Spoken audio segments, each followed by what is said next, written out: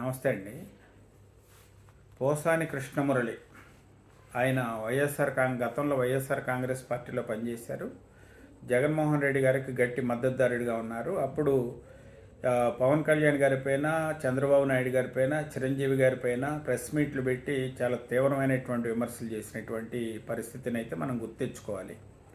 అయితే ప్రభుత్వం మారిన తర్వాత ఆయన ఈ రాజకీయాల నుంచి నేను తప్పుకుంటున్నాను, ఈ రాజకీయాల్లో కొనసాగలేను అని చెప్పి ఆయన ప్రకటించిన తర్వాత ఇంకా రాజకీయాల్లో లేరు కదా, ఇంక వదిలేస్తారేమో అనుకున్నారు.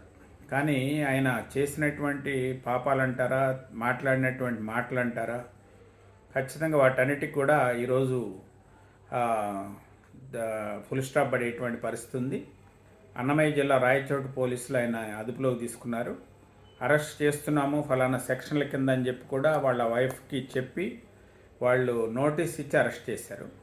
Section 196, section 353(2), section 111 red with 3 sub class 5 ఈ కేసుల్లో ఆయన అరెస్ట్ చేశారు.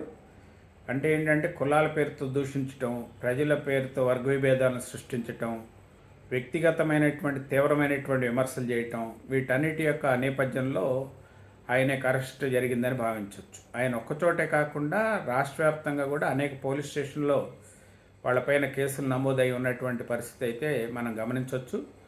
ఏదేమైనప్పటికీ ఏంటంటే తప్పులు చేసిన వాళ్ళందరూ, కూటమి ప్రభుత్వం కాస్త నిర్లక్ష్యంగా ఉంది, అరెస్టుల విషయంలో కొంతమందిని వదిలేశారు అనేటువంటి విమర్శలు వస్తున్నటువంటి పరిస్థితుల నేపథ్యంలో పోసాని కృష్ణమురళి అరెస్ట్ అనేది ఎవరిని వదిలేయలేదు, అందరికి కూడా ఒక టైం కోసం వెయిట్ చేస్తున్నారు అనేటువంటిదే మనకు అర్థమవుతుంది. ఏదేమైనప్పటికీ ఏంటంటే రాజకీయాల్లో పరిమితికి దాటి వ్యక్తిగతమైనటువంటి విమర్శలు చేస్తే దాని తాలూకు ఫలితాలు ఎలా ఉంటాయనేది పోసాని కృష్ణమురళి అరెస్ట్ అనేది ఒక ఉదాహరణగా మనం చెప్పుకోవచ్చు. చూద్దాం ఏం జరుగుతుంది.